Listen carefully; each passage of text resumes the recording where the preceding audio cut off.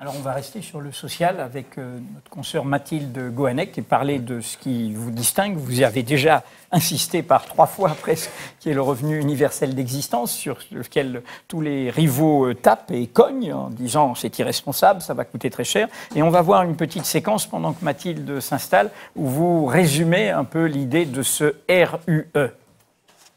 Ce que propose Manuel Valls, c'est un nouveau revenu minimum. Ce que je propose, c'est un revenu universel d'existence, versé à toute personne majeure et d'un montant qui pourrait commencer par être au niveau du RSA socle, puis ensuite être à 750 € par personne. L'objectif, c'est quoi?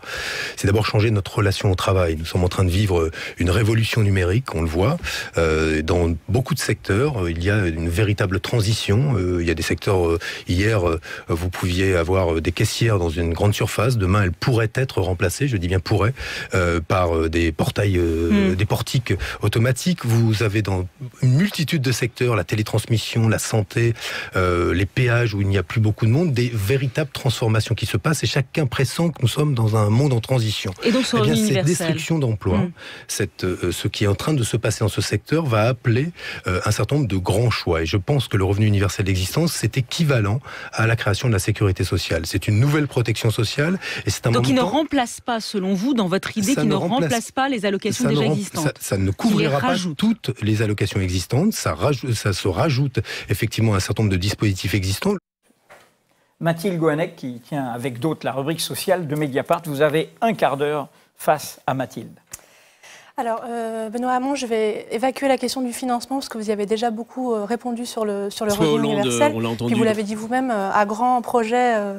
financement majeur, comme sur la sécurité sociale par exemple. Mais par contre, qu'est-ce que vous regroupez précisément sous la bannière d'un revenu universel et qu'est-ce que vous excluez en termes d'aide sociale? Je pose la question parce qu'il y a 2 risques majeurs dans le revenu universel.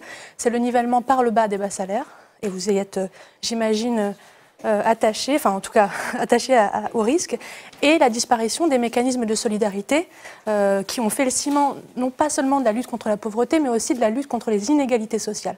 Donc en clair, comment garantir que votre revenu universel ne sera pas une sorte de cheval de Troie sous la forme d'une allocation unique, financée par un impôt unique qui mettrait à bas la protection sociale et la fiscalité progressive? Ce serait le cas si le revenu universel, par exemple, se substituait à l'assurance maladie, qu'on considérait que le revenu universel est une forme de somme forfaitaire par laquelle vous vous soignez, vous vous logez, vous vous habillez, finalement une sorte de matelas social, ce qui est le projet de certains libéraux, au-delà duquel chacun ensuite finalement trouve les compléments en fonction de ses besoins de complémentaires, etc. etc. Ce n'est pas du tout l'approche qui est la mienne.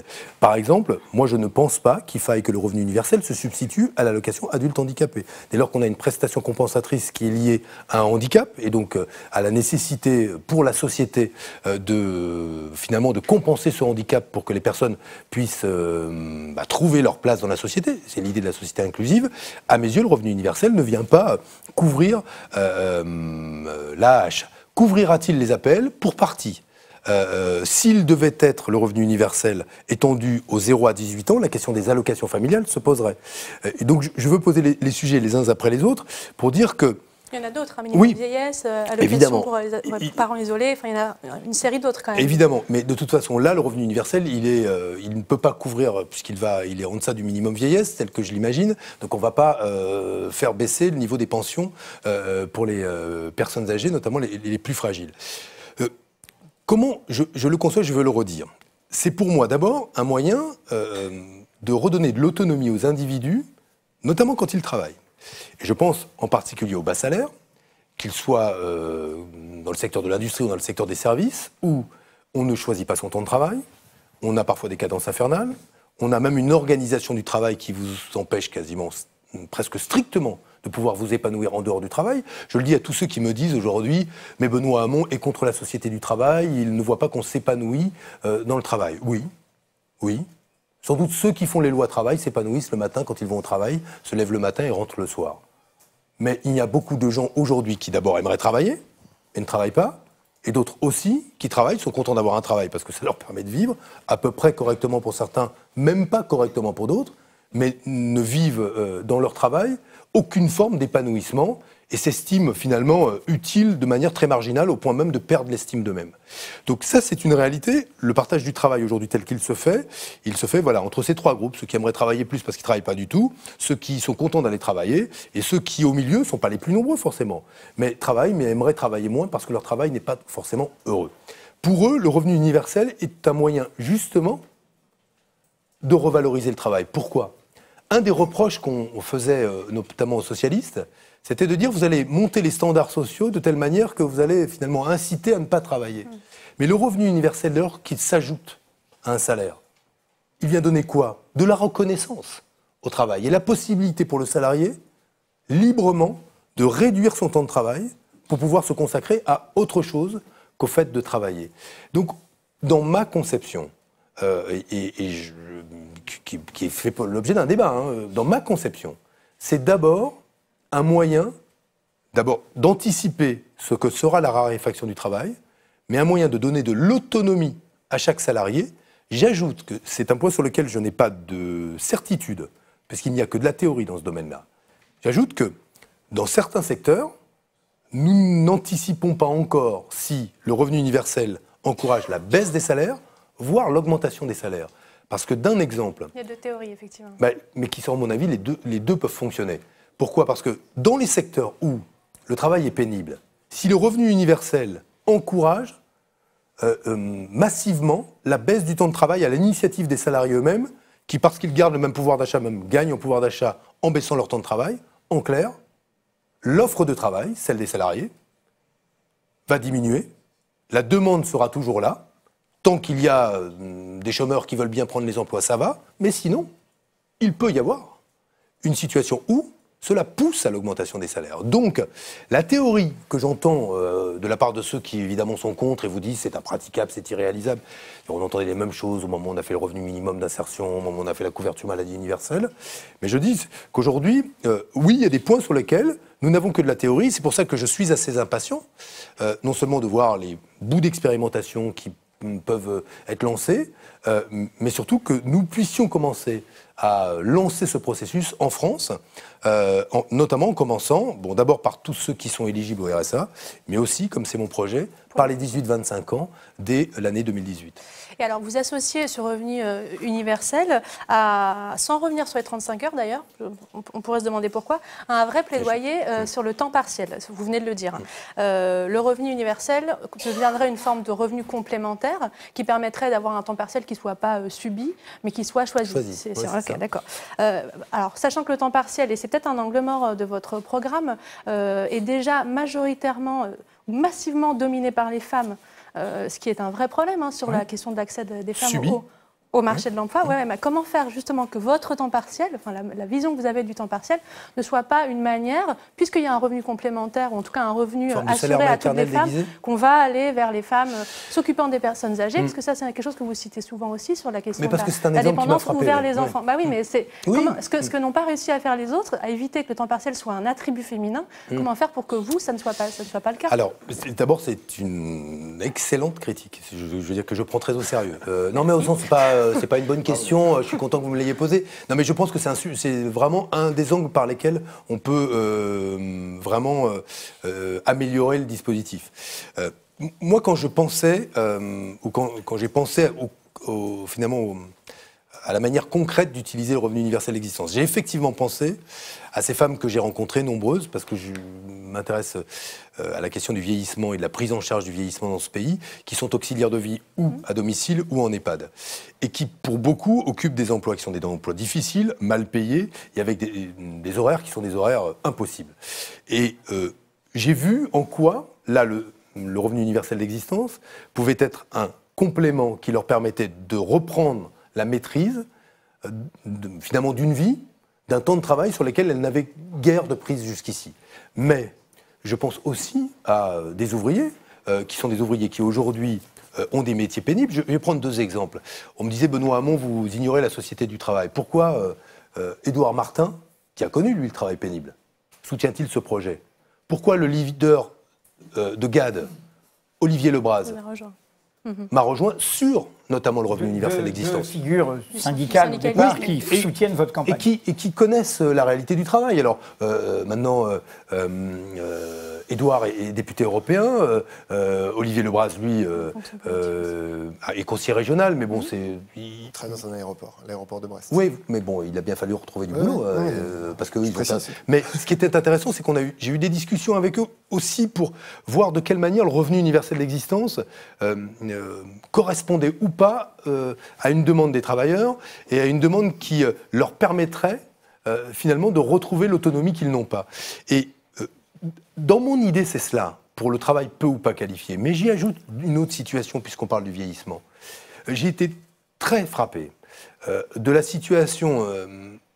Objectivement, c'est pas que je l'ignorais, mais j'en avais pas pris la mesure, je le concède jusqu'ici, mais incroyablement difficile, qui est celle de parents d'enfants en situation de handicap ou de familles confrontées au vieillissement d'un de leurs parents. Et où dans un couple, souvent, alors pire quand on est seul, dans un couple où l'un des deux est obligé de passer à temps partiel, voire même d'abandonner son travail, pour pouvoir s'occuper d'un enfant en situation de handicap, ou pouvoir accompagner un parent dépendant, dans une situation qui peut être longue, durable, où là on accepte de perdre du pouvoir d'achat, en dépit des prestations compensatoires qui existent, de perdre du pouvoir d'achat, pour se consacrer quasiment 100% à quelqu'un de sa famille qui aujourd'hui devient dépendant. Je veux dire, là, le revenu universel... Pas à la question sur... Non, juste la logique est très claire, c'est qu'il y en a besoin d'un temps pour faire autre chose de sa vie, notamment s'occuper de ses proches. Ça, c'est pas... et s'extraire d'un travail difficile. Mais ça ne répond pas à la question de comment faire pour éviter que les femmes soient extraites en premier du marché du travail et qu'elles se retrouvent sur des fonctions classiques de s'occuper des personnes âgées, s'occuper des enfants, s'occuper éventuellement d'un enfant handicapé. Ce que vous décrivez, c'est souvent aussi des femmes qui s'en occupent. Donc, Non, mais là, quand je parlais des femmes qui s'occupent des personnes âgées, je parle des femmes qui travaillent. C'est leur métier. Quand on travaille en EHPAD, quand c'est auxiliaires de vie, elles, c'est leur travail. Et le sujet, c'est pas de les concentrer. Et aujourd'hui, ce sont effectivement des métiers, ces métiers du soin, dit du care, des métiers essentiellement féminins. J'observe que c'est pas tant que ce soit les métiers du care qui sont essentiellement féminins, ce sont les métiers peu ou pas qualifiés sur lesquels les femmes sont surreprésentées, comme le temps partiel. La question, c'est aujourd'hui comment on passe d'un temps partiel subi. Elle se concentre sur des métiers avec un temps de travail qui est réduit. Comment, d'abord, est-il choisi pour elles comme pour les hommes, en gros pour tous les salariés, et comment on fait en sorte de redonner de l'autonomie aux individus. Redonner de l'autonomie, c'est aussi donner la possibilité de se former, de passer d'un métier à un autre. Moi, je prends acte de ce que vous dites, et il n'est pas du tout dans mon projet de dire, finalement, par le revenu universel d'existence, on va, d'une manière un peu dissimulée, rémunérer un travail qui serait le travail domestique, qui est essentiellement concentré aujourd'hui dans la répartition des tâches par les femmes et pas par les hommes. C'est pas ça que je dis, simplement que j'observe qu'aujourd'hui, il est nécessaire de faire en sorte que, aussi bien des familles monoparentales que des salariés, des couples, en général, peu importe, des travailleurs, reprennent la maîtrise d'un temps aujourd'hui où, entre le travail et la vie personnelle, ils sont souvent submergés. Voilà. Dernière question, Mathilde. C'est moi qui fais des réponses longues. Pardon. En même temps, ce sont des questions où c'est quand même compliqué de faire un truc. Alors, on reste là-dessus du coup, et tant pis pour l'autre. Vous avez dit, et c'est une différence notable, que vous n'étiez plus un croyant de la croissance et du plein emploi.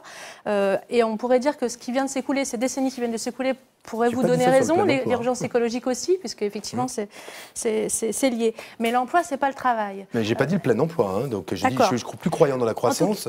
En tout cas, qu'est-ce qu'il y a dans votre programme? Parce que là, par contre aussi, je trouve que c'est un peu flou. Qu'est-ce qu'il y a dans votre programme qui répond à la question précise du chômage, des 3 millions de personnes qui sont actuellement sans emploi, et des 6 millions, en gros, qui oscillent entre chômage et emploi. Donc, est-ce que, pour vous, la question du chômage est une fatalité? Non. Et est-ce que la question de l'emploi est un combat, disons, perdu, quoi? Pas du tout. Alors là, j'ai entendu que c'était un argument d'un stand de mes rivaux, mais qui, là, extrapole sur le fait que j'ai dit je ne crois plus dans la croissance comme le moyen, d'abord de faire le bonheur des gens, mais surtout d'arriver au plein emploi. D'abord parce qu'elle ne vient plus, et puis parce que les sacrifices qu'il faut consentir pour aller chercher 0,1 point ou 0,2 points de croissance me paraissent insoutenables, tant sur le plan environnemental que sur le plan social. Première chose.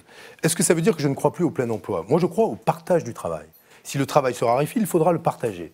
Donc il faudra réduire notre temps de travail. Réduire notre temps de travail, je lui propose 2 axes pour le faire. d'une part, le revenu universel d'existence, mais d'autre part, d'encourager par l'utilisation d'un argent aujourd'hui gaspillé qui ne sert qu'à arroser le sable, le pacte de responsabilité et le CICE, d'orienter ces financements vers les entreprises qui décident de changer leur organisation du travail, de réduire de leur temps de travail et d'embaucher, sans quoi les baisses de cotisations sociales patronales ne seront pas distribuées. En clair, je préfère un mécanisme, pour rappeler l'histoire de la réduction du temps de travail, qui se rapproche d'Eurobien, plutôt que des lois Aubry. Les lois Aubry ont fixé la durée légale à 35 heures, organisé la négociation avant, il y a eu 2 lois, mais il me semble que l'objectif, c'est moins de passer de 35 heures à 32 heures en durée légale que de favoriser une négociation qui soit la plus proche des réalités des entreprises et surtout des branches. Parce que ce n'est pas la même chose quand on est une branche à forte intensité de main-d'œuvre ou quand on fait beaucoup de valeur ajoutée avec peu de salariés, où là, on fera du forfait RTT plutôt que de la réduction sur la semaine. Donc, ce sont les 2 voies, une voie importante par laquelle je veux favoriser l'emploi. Moi, par ailleurs, je ne suis pas un de ceux qui disent qu'il faut arrêter les contrats aidés. Je pense qu'ils peuvent être très vertueux quand ils préparent à une insertion sur le marché du travail, à solvabiliser des activités qui, dans le secteur de l'économie sociale et solidaire, par exemple, ne trouvent pas immédiatement leurs clients parce que ou le public ou le marché n'y est pas. Donc on a là des dispositifs qui peuvent être utiles. J'ajoute enfin qu'une des vertus du revenu universel, par exemple quand il sera distribué aux étudiants, c'est qu'il libérera une grande partie des 600 000 emplois aujourd'hui occupés par des étudiants qui sont obligés de bosser pour pouvoir se payer leurs études, ou en tout cas pour se loger au moment où ils font leurs études. Donc on a là, je ne dis pas que ça résoudra tout du jour au lendemain, et je prends acte que le chômage est là, mais j'observe, je dis simplement à tout le monde que tout ce qu'on a fait auparavant, à doser une baisse d'impôts ici, une augmentation là, des mesures qui consistent finalement à garder le même tableau de bord, qu'on soit de droite ou de gauche, mais à appuyer sur des boutons différents en espérant que ça marche. J'y ai cru. Je n'y crois plus. Je n'y crois plus. Ce qui ne veut pas dire que je prétends avoir la solution miracle, mais je propose en tout cas d'avancer sur autre chose. Une petite dernière. Toute petite, on déborde là. Juste, mais le social, c'est important. Sur l'ubérisation, vous avez dit que vous vouliez lutter en salariant les collaborateurs des plateformes type Uber. Alors, une question simple. En requalifiant en contrat de travail. En requalifiant, mais Uber existe parce que le droit français permet d'avoir des auto-entrepreneurs. Donc, qu'est-ce que vous pourriez faire pour éviter que ce que fait Uber, en fait, qu'est-ce que vous pourriez proposer, au-delà de l'abrogation de la loi El Khomri, pour faire en sorte que ce que fait Uber ne soit pas possible, en tout cas. D'abord, sur la loi El Khomri, on envoie l'application à la Voie du Nord. Là. Oui. Donc, premiers accords. Quand nous disions que ça aboutira à cela, on en a la confirmation. Fin de la parenthèse. Uber préexiste à El Khomri. D'abord, un mot quand même incroyable qu'on appelle ça l'économie du partage. C'est-à-dire que des gentils auto-entrepreneurs rencontreraient des gentils clients. Tout ça pour, finalement, découvrir quoi? Qu'on a des travailleurs qui n'ont aucun droit, qui sont mis en concurrence avec des artisans qui payent des cotisations sociales et qui vont enrichir une plateforme dont les patrons ne payent pas d'impôts ici. Formidable économie du partage. Quand j'entends... en tout cas, ce n'est pas mon idée. Moi, je pense aujourd'hui que la priorité doit aller à faire en sorte qu'à travers un statut social unique de l'actif, on puisse permettre que là où il y a du travail indépendant, des formes de travail non salariées, je ne pense pas qu'on puisse avoir demain des contrats de travail, du salariat partout. Là où se développe du travail non salarié, eh bien, le même travail, le même niveau de cotisation conduisent au même niveau de protection. Ce qui doit être aujourd'hui la priorité, c'est la construction de ce statut social unique de l'actif qui concernera autant le travailleur indépendant, le libéral, le commerçant, que l'auto-entrepreneur, de façon à ce que le niveau de protection soit semblable.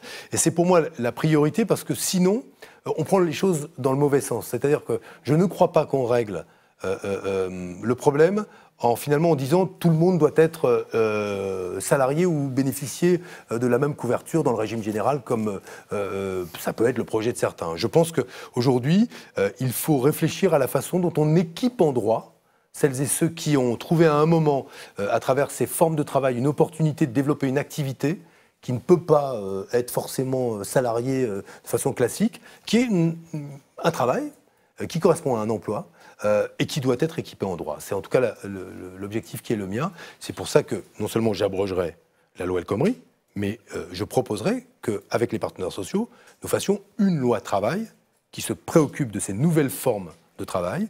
Et évidemment, embrasse les problématiques liées au revenu universel d'existence, mais surtout aussi à la réduction du temps de travail. Merci Mathilde. Merci. On fait